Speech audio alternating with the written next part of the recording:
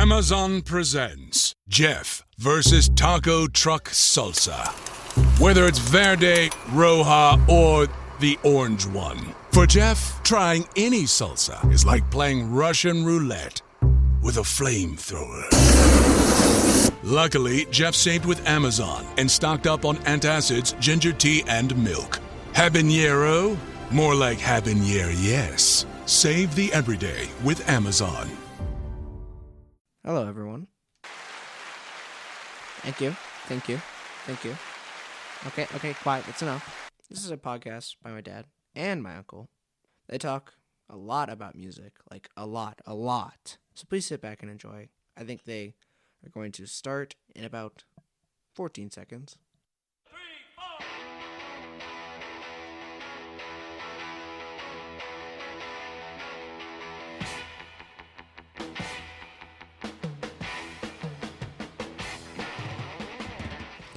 Hi there, welcome to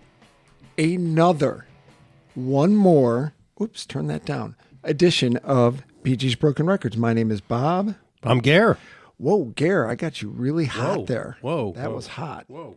Last week, we were 1,000 miles away from each other. Correct. You could tell by the sound. Did everything remotely. I think it turned out okay. Yeah, it's okay. It's okay. I like face-to-face better sound. 100%. So, now, we recorded it.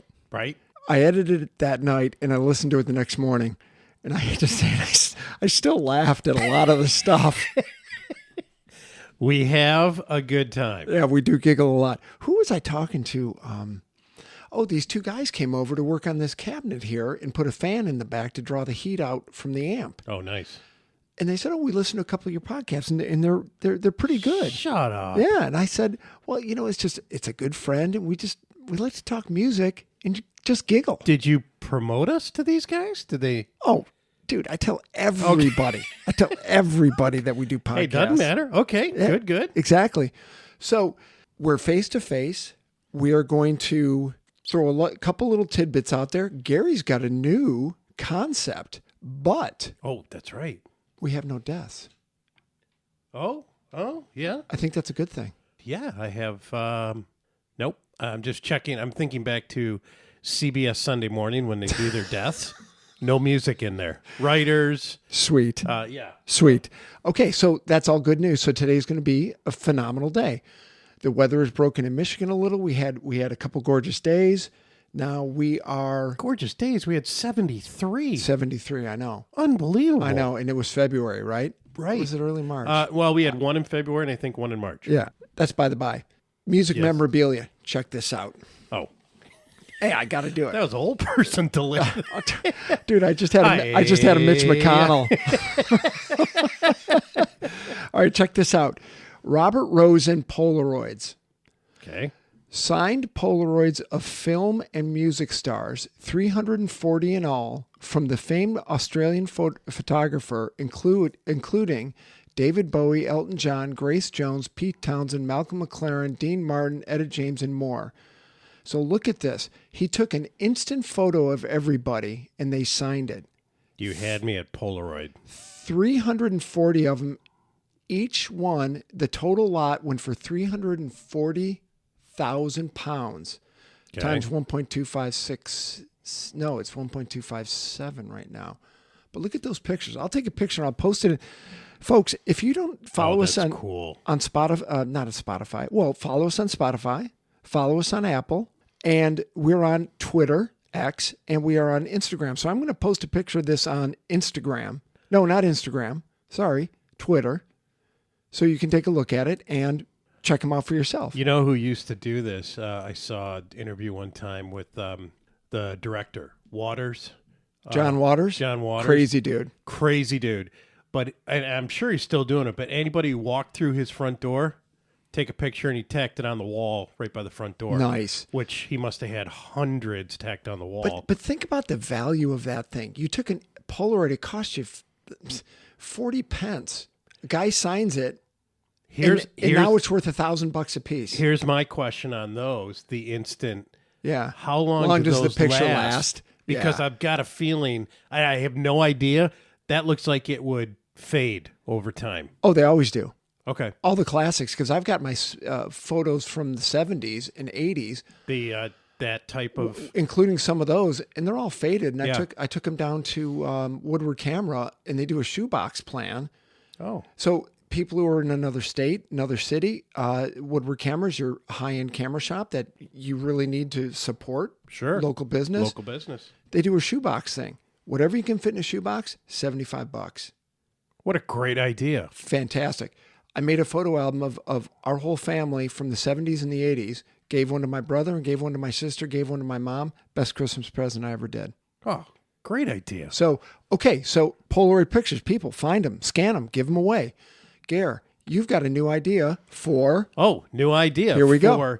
So basically, we're all listening to songs all week, but Bob and I are going to do a thing. The one song that you listened to this week that you said, hey, I want to talk about on the air.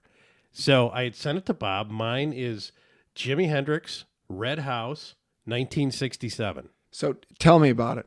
It was one of the songs recorded by Jimi Hendrix and the Experience. In that band, Jimi Hendrix, Mitch Mitchell, say that 3 times fast, Noel Redding, Billy Cox on background vocals. But one of the best parts was a blues tune that was a carbon copy. Jimi Hendrix, I never knew this. He played in the band Curtis Knight and the Squirrels. Ooh, that's good. It's a copy of a 1961. The tune is called California Night. Huh. Not word, but the rhythm is exactly the Who same. did Hendrix play in? Was he in James Brown's band? He was Did he? he was a Yes, a session guy in. Was it James? no, no, because no. Bootsy was in James Brown's band. It was It's a Yes. famous guy. God, I'll get back to you on that. yes, Okay, yes. so Red House sounds like this, which is a great tune. Oh, never get tired of it.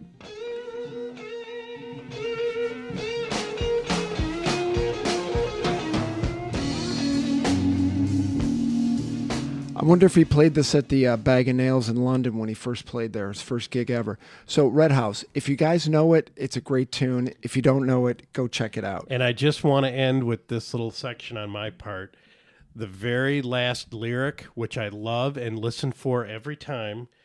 'Cause if my baby don't love me more, I know her sister will. Wait a minute. I love that. Dude, I think... I love that. Isn't that what ZZ Top did? Probably. No, Allman Brothers. What if I can't Stage Road Blues? If you don't love me, your sister will. Same thing. Okay, all those blues guys are a bunch of perverts. Makes me laugh. All right, hold on. Okay, so for my tune, you ready? Yes. Southern guy. I think he's out of Georgia. Not sure, but one of his albums is called Georgia War Horse, so I'm thinking it might be. I heard this song on some satellite radio station. Okay. J.J. Grey and Mofro. Hmm. Mofro, sorry. And the song is called, oh, there's Jimi Hendrix still. That's over the 15-second limit. Let's try this one.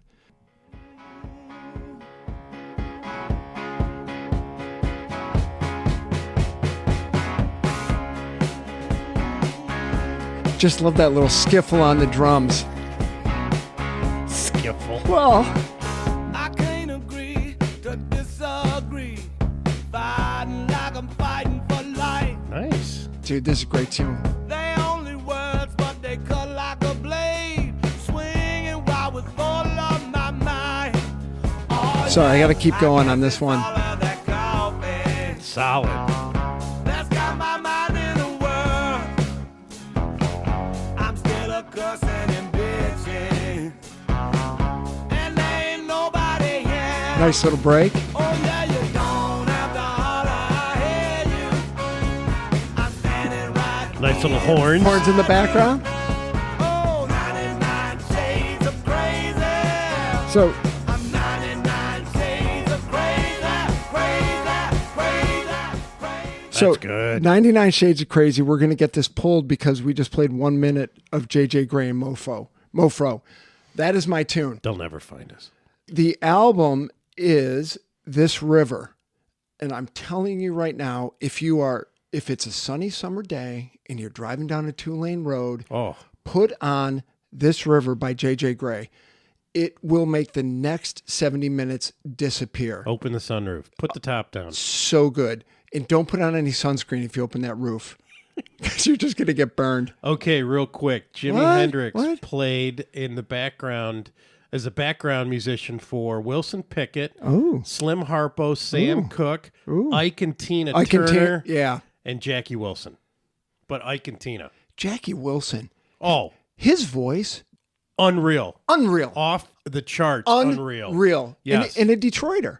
He lived Oh. in Detroit for a long time. I did not know Yeah. that. Okay. I don't know if he's from here, but he became popular here. Okay. That's our tunes for this week. Okay, so Wayne Kramer passed a couple weeks ago.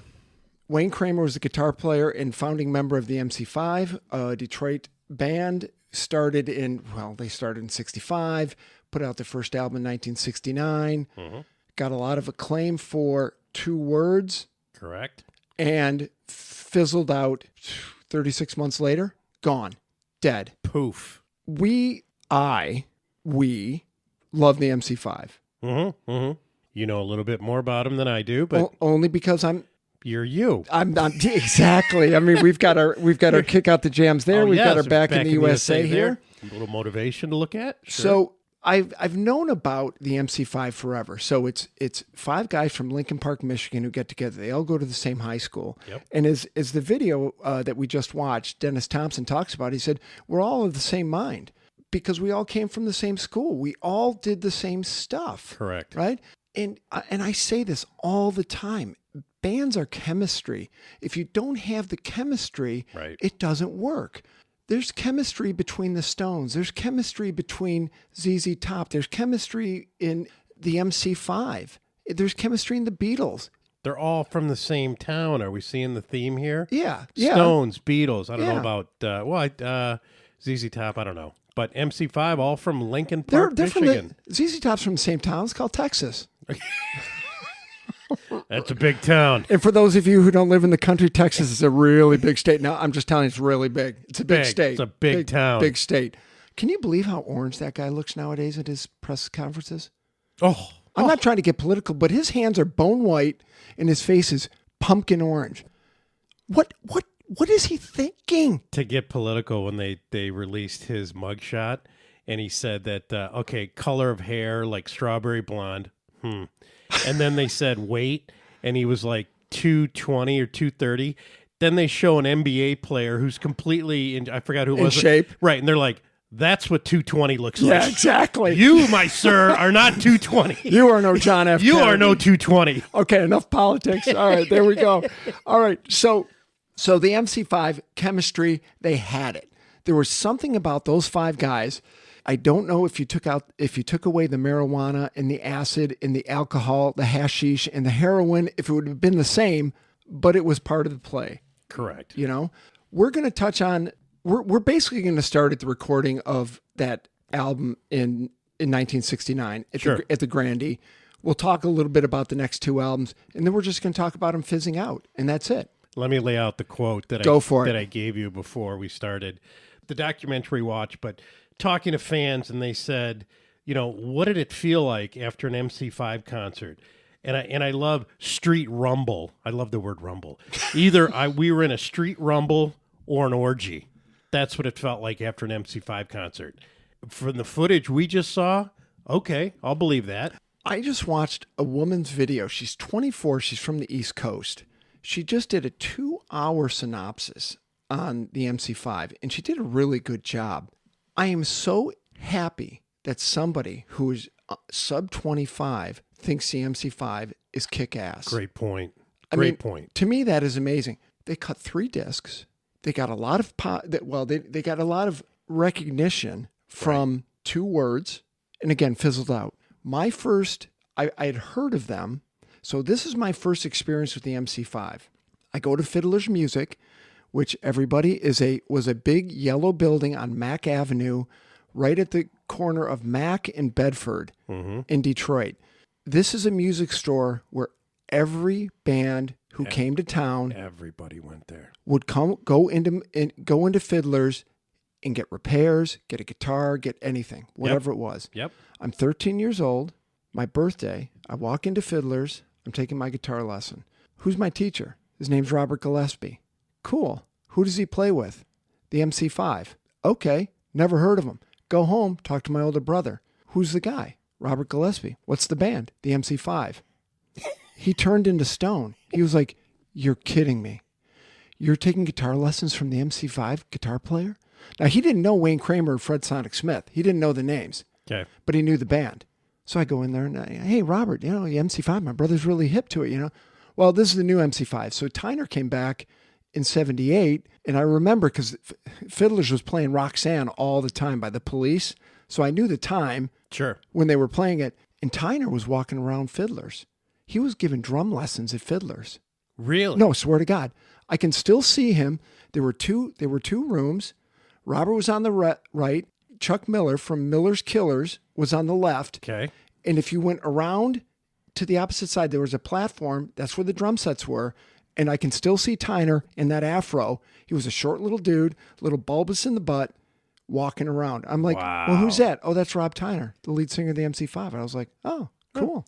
It's cool. Guy's got big hair. Right. Then in 1981 or 80, I buy this album called Michigan Rocks. I have 2 copies of it downstairs. Of course you do.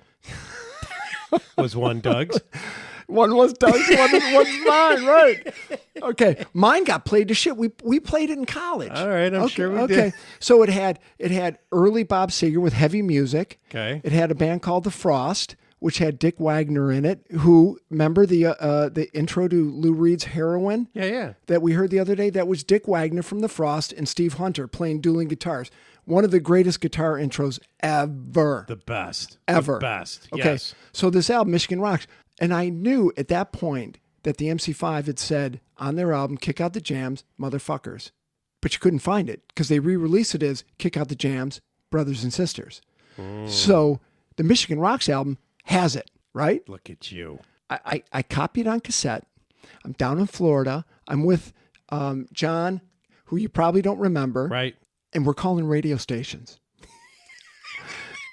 Right? This is funny already. Oh, yeah. This is who are those guys who would call up and do the crazy stuff on smart guy, I'll be right down there. Those guys? Who would prank prank calls. The something boys, brothers. I don't know. God, I know who you're talking about. Yeah, so it's a late night program. The guy said, call up and you can say whatever you want or da-da-da. So I called up and I said, hey man, I played it like a hippie. Hey man, I've got this song from this band in Detroit. They're really good. And he goes, yeah, okay, play it. So I hit play and it says, right now, it's time to do, kick out the jazz, na. And all of a sudden, he drops me from the phone call, and we have it recorded on cassette. Oh, funny. And the DJ says, oh, Lordy, it's going to be one of those nights, isn't it? I was laughing my ass off. Here is a worthless cocktail party factoid that you can throw out the next time. So Rob Tyner, original name was Rob DeMiner, and then... Hey, it rhymes. And then he basically took Tyner after John Coltrane's pianist, McCoy Tyner. And I was like, yeah, that's a good piece of cocktail party information. Because they all wanted to get a name. That's right. When Fred came up with Sonic, and Dennis just took Machine Gun. So the drummer's Dennis Machine Gun Thompson. Funny. All right, so. Jerky Boys. Thank you. Oh, it's bugging me. Bugging me. Okay, so the MC5 ends up playing at a place called the Grandy Ballroom over on Grand River. And we mentioned it a couple episodes ago. It's an old 1930s hall, big stage, holds about 1,500 people. Russ Gibb wants to make it like a Fillmore East or a Fillmore West that Bill Graham has. So he wants to put it in Michigan. He signs the MC5 as a house band. Right. So for 2 years, once a week, they're gigging. But if you see any of the posters that Gary Grimshaw, who was a graphic artist, did, you're looking at, it's at the headliner, Cream, picture Cream, right below it, MC5, then the Stooges, then the Frost, da-da-da. Or Quicksilver Messenger Service, the MC5, da-da-da. Santana, Albert King, the MC5, or BB King. Sure. I mean, these guys warmed up for everyone. Now, the funniest quote that I had heard was, "The Who comes to town." Right? This is good. Yeah. The MC5 knows their shtick. Fast, loud, break everything. So the MC5 does the Who. They don't play the Who songs. They play their own songs. Right. Loud, fast, out of control, bashed everything. Walked off stage, looked at the Who and said, "Follow that." You just took our whole act. Totally. And then, not Tyner, Townsend said, "Yeah, we'll play the Grandy again, but we're never going on after those guys." Yeah, yeah. Right? Funny. And what about in that video when they were talking about Cream coming to town? Oh, Cream comes to town, they're like, "Oh, we're just going to kick their ass." Yeah. What do you mean? Well, there's 3 of them. There's 5 of us. We're going to win. I mean, just thugs. Well, but think about it. That's kind of, they're from Lincoln Park, Michigan, Yep. which is a very, very working class neighborhood. Very blue collar. Yep. Everybody worked on the line. Yep. And I think I heard this from Kid Rock. Michigan, why was Detroit such a hub for music? Well, you sit on an auto line for a week, all week long. Doing the same thing. Repetitious thing. Yep. The banging, the smashing, the this, the that. Put a tire on, turn around. Put a tire on, turn around. You need to let it loose. Yeah. Think about it. You got Bob Seger system turning into Bob Seger. You've got the Stooges. You got Alice Cooper. Right? Sure. Right? And Alice Cooper's like a Frank Zappa, Pink Floyd combination, which is not a good combination if you ask me. No. In the day. You've got Grand Funk. Mm-hmm. Yeah. You've got all these bands. And people just wanted to let loose. And I think that's where the MC5 really got their push, because people wanted to blow off steam. 100%. But as we spoke during the documentary, though, but the whole White Panther political, John Sinclair, and I mean, we can argue from now until whatever, when the cows come home. Well, was it good? Was it not? Tell everyone who John Sinclair was. He was kind of a whack job. Kinda. He was kind of a poet. He had a commune. But they did say, I mean, not to say anything bad, these guys weren't exactly rocket scientists in the MC5. No, they weren't. And Wayne Kramer put it best. A guy like John Sinclair was a whack job, but he could walk among the establishment, and he's like, we weren't exactly business people. No. And John Sinclair could be in that world, right, still be the whack job that he is, but he could manage their affairs. Exactly. I think is the best way to put it. So they interviewed John Sinclair in this video, which was made 20 years ago. This is hilarious. So the video I've got, thank you, Monty, for giving me this video. Oh, nice. Is a bootleg documentary. It's called A Testimonial, the story of the MC5. They made it. They were about to release it. And this is where I got a little bit of I hate to use the word hard on for Wayne Kramer, but I just did. Because he put a kibosh on releasing it because he wanted executive producer rights. I was promised it. So he stopped all the songs from being released. So they couldn't play any of the music on the documentary without his permission. So it never came to light. Except as bootlegs, which I have. You and I just broke the federal law. Just so you know. I'm just looking to see if there's anybody in suits with dark glasses talking into their wrists behind the trees out there. That's right. Right into their. There's 2 late 50s guys. But you know what? Wayne Kramer, they taught, and I'm going to speed ahead, but they're like, after the MC5, what did you do? He goes, I became a small town criminal in Detroit. Yeah. He's like, I was mugging people. I was doing things like that. He ended up being a carpenter, construction guy, working out in California. He didn't have any money. He did. Well, he did time in federal prison for dealing drugs. He did. Yeah. 75, busted for selling drugs, 4 years. Yeah. So the MC5's a house band at the Grandy Ballroom. A guy, Danny Fields, comes in from New York. He's been working with Lou Reed and Andy Warhol and could you imagine? He's with type of music, yeah. He's with they didn't say this, but like Andy Warhol, VU, Nico, and all this, and then he comes and meets the MC5. These guys. Yeah. Well, as he said, and these are his own words, we were all very effete. We were all very, and the way he described himself was, he was very Warhol-esque, if you know what I mean, right? yeah. So then he comes into Detroit and he just gets assaulted by guys in leather jackets and this music and the Grandy and these Correct. 100-watt amps. So he says, holy shit, I want to sign these guys. He calls up Elektra Records, the guy who founded it, and he says, I want to sign these guys. The guy, and Wayne Kramer said, hey, you should take a look at our sister band, our little brother band. Like that. Yeah. Who are they? Iggy and the Stooges. So Danny Fields calls New York and he said, hey, these two bands, I've seen them both. I think they're great. I think you should sign them. He goes, all right, 20 grand for the MC5. Offer them that and 5 grand for these Stooges guys, whoever they are. Great story. And they took the money. So John Sinclair sold these guys for 20 grand, right? Mm-hmm. They agreed that the first album was going to be live. They mic up the Grandy Ballroom. It holds 1,500 people. They shoved 3,000 people into it. Holy smokes. They paid off the fire marshal. They come out and they record it. It's not the greatest recording in the world, but it became famous for the first song is Wayne Kramer singing Ramblin' Rose, which the Ashland Bump played a couple of times. Nice. I made Dan sing that one. Then Tyner comes out with a mic, grabs it, and says, right now, it's time to kick out the jams. And he says, motherfucker, right?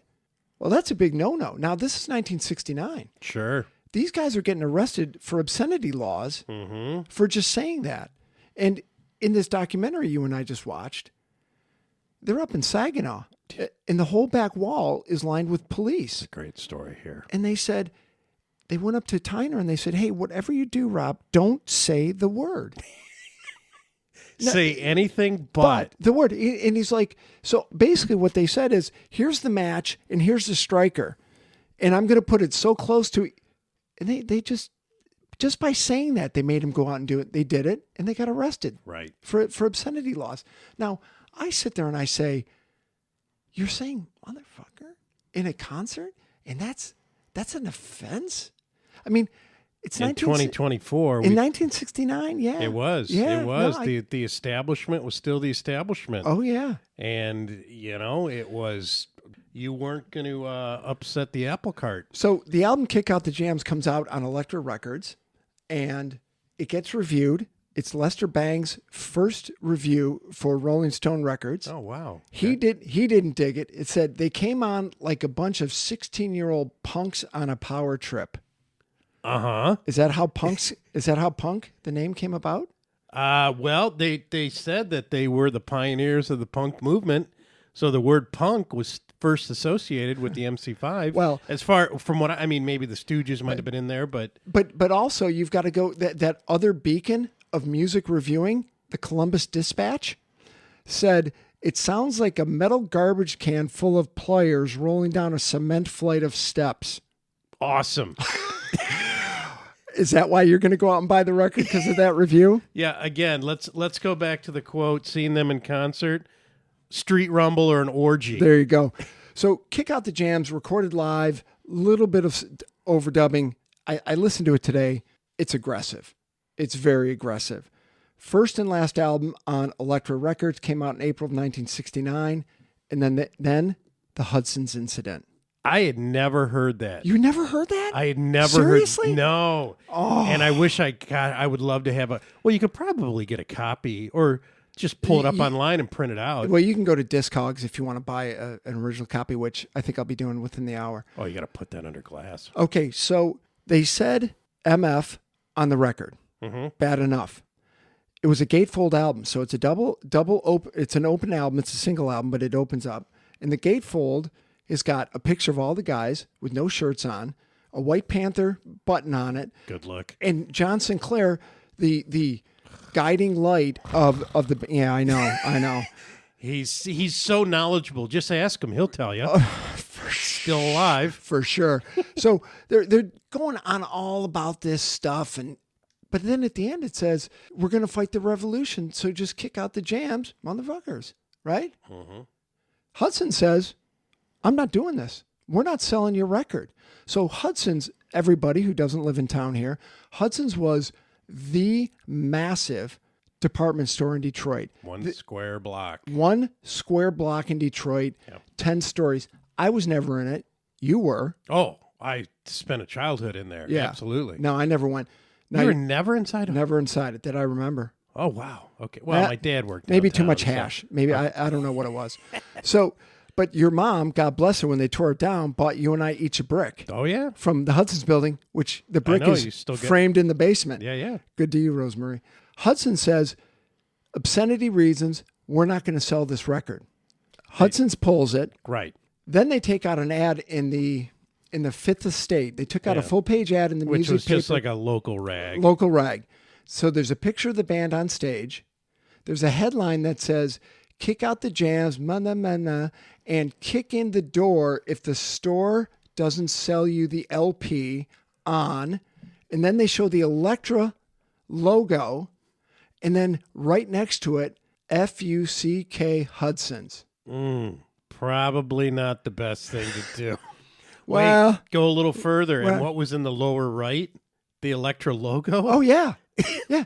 But Whoops. they had to do that because they paid for the ad with Elektra funds. So they had to give the people their due. And I like during the documentary that, and I'm jumping ahead, but all the photographs with the guns, they were kind of like, Well, not the best choice.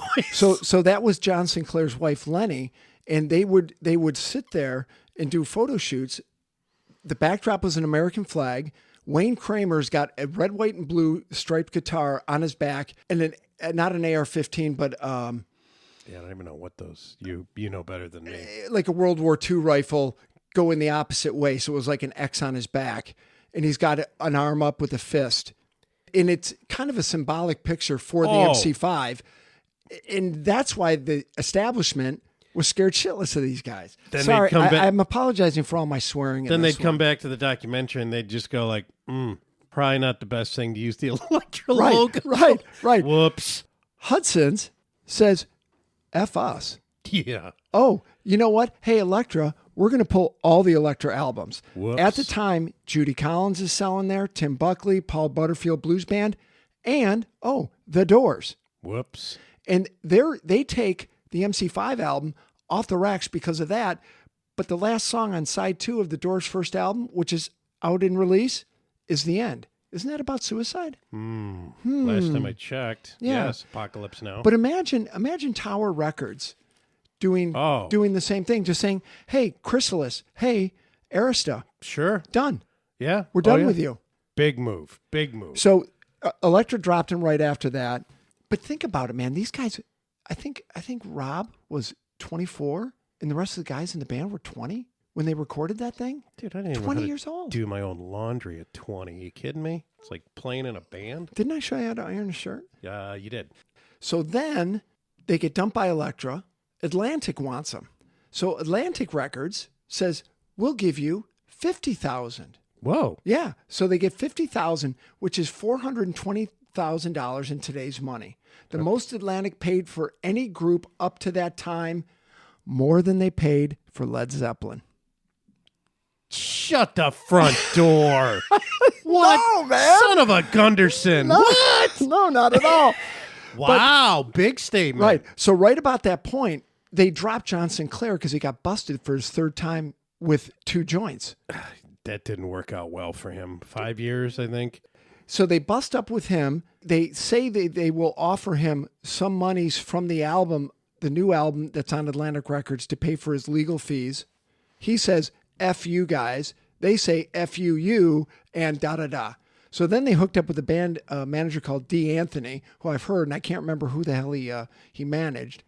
But that's another big name manager. And I think he lasted 1 album with these guys too. These guys were nuts. They were freaking nuts. Just when they were talking to Wayne Kramer, how much pot they smoked before they went out on stage. Unbelievable. Talk about stoned to the bone. So there's a video out there of them playing at Tarter Field, which Wayne State University, everybody, is a in-city Detroit. Great city college. Just great city college. Great city college. Known for medical and engineering. Mm-hmm. So they're playing at Tarter Stadium. And if you can find it online, Wayne Kramer is doing the best James Brown imitation with a guitar behind his head. He's not even playing it. He's just holding it there, and he's doing his James Brown dance. He's not playing anything. He is so smacked out. It is unbelievable how these guys could play. Oh, Like Santana tripping on acid at Woodstock. Yeah, How the hell because do you the Grateful Dead put it all in the in the Kool-Aid? in the Kool-Aid or whatever. Yeah. Well, John Sinclair originally got 10 years for 2 joints. I think he got out in 5, but the big chant was 10 years for 2. 10 Right? years Yeah, for yeah, 2. yeah. So Sinclair bashed the MC5 after they dumped him in the Village Voice, Rolling Stone, and Cream magazine. Oh, that's good. Yeah. Yeah. Smooth. So then they record Back in the USA, record to record. It's complete mayhem with the original live. Right. Then it's every song on that album. It's under 2 minutes and 40 seconds. They lead off with Little Richard's Tutti Frutti. Mm-hmm. Tutti Frutti. I was listening to it before. And then they yeah. have a song called The Human Being Lawnmower, and they're imitating a machine gun in it. And then the last song. Why not? Right. Oh, and then your favorite song and mine, which I played with Lenny and Monty a few times. High School. High School. My favorite MC5 song. He thinks it's Lenny thinks it sounds like God, I can't remember what song he thinks, but I laughed because it's the same notes. Cool Jerk. Oh, okay. Cool Jerk. Dun dun dun dun Yeah. dun. Oh, yeah. Yeah, but we played that and it was fun. And then they end with a Chuck Berry song, Which was, I didn't. Back in the USA. Thank you. I love this album. It's a good album. I can play this album start to finish multiple times. Sure. I can't play the first live album start to finish multiple times. Can't say I've played the live album, but I'll have to review that. You have to give it a check. I did tell you this, and we are running long on this one, people. Sorry for putting up with us. Wayne Kramer, now, they're quote-unquote revolutionaries. Sinclair's pushing that concept. They're fight back to the man, the establishment. Now, you've got to remember, they witnessed the Detroit riots. So True. a week of 1,000 buildings burning. Mm-hmm. The whole city's on high alert. Lyndon B. Johnson sends in, for those of you who don't live in the country, was the president of the United States at that point. Correct. Sends in the National Guard. It is mayhem. So we had friends who lived in Troy. They sent their kids to our house for a week. They complained to their parents that my parents never took them out of the house. This is the week of the riots. A tank went down our street. Really? Yeah, down St. Paul. So I remember my dad telling me they put a tank at Alter and Jefferson. Yeah. Pointed That it might have down- been the tank that rolled by our house, Wow. pointing into Detroit. Well, I said to my dad, I'm like, because it was summer, and I'm like, did you still continue to go downtown? He's like, yeah. And I'm Oh, like, my God. I'm like, how was it? Well, were you nervous? And my dad, like, well, it's okay. We just didn't go out for lunch. We just ate at our desks. I'm like, I brown bagged it. Yeah. Wayne Kramer so the Vietnam War is going on too at the same time. So they're experiencing all this stuff. They've got police brutality, which we still see today. Sure. Yeah. Sure. And you've got the Detroit riots, and you've got the Vietnam War on NBC, CBS, and ABC every night. You've got Walter Cronkite talking about it, and it's the first war to be broadcast nationally. Correct. So it's in everybody's house. So there's a lot of stuff going on, and TV's still a pretty new format. First troops went in on our birthday. Well, 5. now you just told the whole world. I'm going to beep something out of there. Sorry. So he gets his notice, and he's got to go to the physical for a draft. That's funny. So what does Wayne do? He did a meth bender for 10 days. Probably lost a couple pounds, too. Well, first off, I didn't even know meth was a thing back then. Yeah, really? Yeah, good point. So supposedly he walks into the physical and he just stripped naked and stood there. They're like, next. Tick him off for flat feet and get him out of here. What's he got, flat feet? No, that guy's just crazy. Right. Back in the USA, released in 1970, was more of a back to basics album. Atlantic did not have any PR in the USA. Wow. So they didn't push it. It didn't do anything in the US. But they had PR in the UK. It took off in the UK. White Stripes. There you go. Bigger over there than they are here. So they go over and do a tour of the UK, and they do the same thing. You know, they show up late, they show up wasted, Sure. They get wasted, they do all this stuff, but a lot of guys saw it, and supposedly Pistols and Motorhead and The Clash all dug that shit. Dead Kennedys, Black Flag. Oh, Flag. As I said before, that version of Kick Out the Jams with Rollins and Bad Brains is unbelievable. Never heard that. Well, maybe I can splice it in here at the end. Okay. So John Landau produced it. He only did one album with him because he knew they were wild animals. I love Back in the USA. So then they go to album 3, which is High Time, which I never heard until their greatest hits came out in, 25 years ago was the first time they released a greatest hits. Okay. Songs like Sister Ann and Baby Won't Ya and Over and Over. Phenomenal songs. Wayne is pretty whacked out at this point. Michael Davis is a heroin addict. Fred Sonic Smith starts more writing in it. And it's a good album. There's one song on there that is kind of Skunk, sonically speaking, is a little rambly. So at the end, they do this album. Tyner says, I'm done. I quit. Fred Sonic Smith goes over to his house and begs him, don't quit, don't quit, don't quit. They have words. They literally get into a fist fight and beat the living bejesus out of each other. Really? Yeah. Dennis Thompson finds out that Tyner quit. He says, I quit too. Oh, jeez. Oh, jeez. They end up doing with Michael Davis, a bass player. Mm-hmm. No, you know what they did? Here's what they did. This is one other thing I heard. Davis, back in the USA, just kind of said, I'm not practicing anymore. I'm not doing anything. Rumor is he's not even on this album. Pot's not a motivator. No, it's not. Wayne Kramer supposedly did it. So they said, hey, Sonic and Wayne said, get your SHIT together or you're out of the band. And this is coming from an alcoholic, Sonic, and a heroin addict, Wayne Kramer. Right, yeah.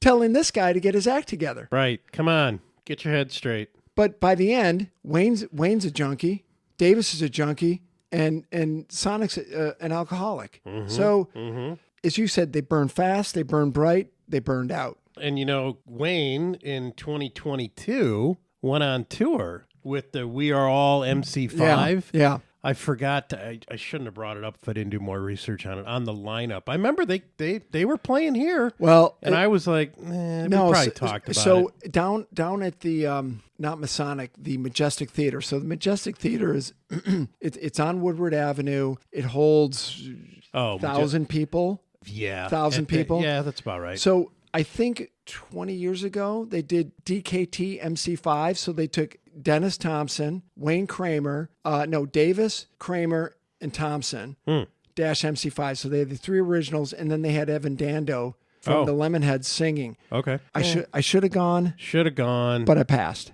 And there's a reason you passed. It was kind of, it's like when the New York Dolls came through again. It's like Johansson and Sylvan, and you're like, do I want to just see these two guys? It's like, I mean, it would have been cool now to say, hey, saw Wayne Kramer, saw Dennis, Right. But it's like, at the time, I don't know. I remember when that came through, and I was just like, Wayne Kramer, 1979, he did an album with Johnny Thunders called Gang War. Ooh. Or maybe that was the band. I wrote it down. 79, Kramer hooks up with Johnny Thunders, doesn't go anywhere. In the early 1980s, he's working as a carpenter in New York just to try and make ends meet. But in 1983, he joined Was Not Was. Really? With Don Was. Really? Yep. Famous producer. Correct. And also, right around that time, he produced Gigi Allen. No! I'm not going to go into it. Kids, look up Gigi Allen and the Murder Junkies, which Bob... Allen, Allin. If you came up to me when we were living in Chicago, and there was a place on Wells Avenue called The Exit. The Exit, yeah. And it was hardcore, and you said to me, there's this dude named Gigi Allen coming there. I heard he relieves his bowels on stage and throws it at the audience. He would do all his concerts naked and out of that favor, I took you to the Guar concert and said, "Don't go up to the front of the stage because they'll throw blood on you." Well, don't forget The Exit. When they used to have ladies' night, they would handcuff the ladies to the bar, and if you weren't handcuffed to the bar, you couldn't get free drinks. So the last album, right? Stupid crap that you remember. So High Time, the last album by the MC5 is released in 1971. Vanishes Without a Trace. Okay. Here's the releases that came out in that year that they had to contend with. Who's Next? Sticky Fingers. L.A. Woman. Oh, God. T-Rex. Electric Warrior. I get why that album sunk without a trace. Even though Seeger and Scott Morgan from The Rationals... I know he's in The Rational. They're on that last album. There's also a flugelhorn on their last album. Yeah, because they had the Salvation Army brass band playing, so they had a flugelhorn on it. Stop it. Who's famous for their flugelhorn? Chuck Mangione. Oh, Just let didn't know it was called a flugelhorn. it is. Not up on my flugelist. That's right. So 1972, Tyner's out, Thompson's out. The remaining band members tour Europe for 6 months. Mm-hmm. They get an offer to play the Grandy New Year's Eve, 1972, going into 73. They used to pack the place. So they said, fine. Rob comes back, Dennis comes back. It's the original 5, and they're going to do what they do. Mm-hmm. They used to sell 4,000 tickets for a 1,500-seat place. How they did that shit, I don't know, right? They were the Grandy. They were it. They were, yeah. Nobody showed. Kramer. So sad, man. Kramer walks off stage halfway through the set to go get high. That was it. They were done. Davis was making more money selling heroin than he was in the band. Wow. That's how pathetic it was. That's pretty pathetic when you get to that point. These guys, it's a sad story. It's a story of the times. It's a story of people. Typical rock story. It's a typical rock story. In the early years. Yeah. We just wanted to play music. We didn't know how to do business. And we went hard. We burned out fast. And then the next thing you know, you're whacked out on smack. Well, the next thing I know, I'm whacked out on is smack, whack. right? Right. This, everybody, is Kick Out the Jams.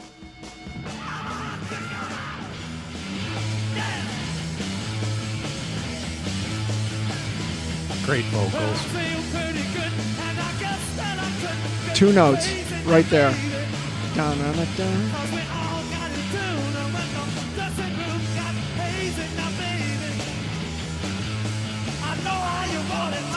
So, MC5, part of Detroit history, they're just amazing. You got 100%. With today's streaming, just put them on.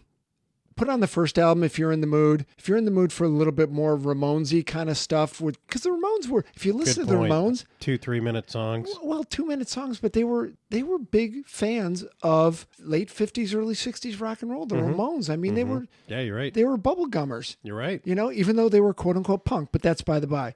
MC5 icons, if you ask me. That's all I'm gonna say. That's it. That's it? That's all I have. I'm That's all it? out of notes. Everybody, I hope you have a great day. Thanks for listening to us for over 45 minutes. That is a hell of a dog walk you guys just went on. It is. All right. We'll see ya. See ya. Bye.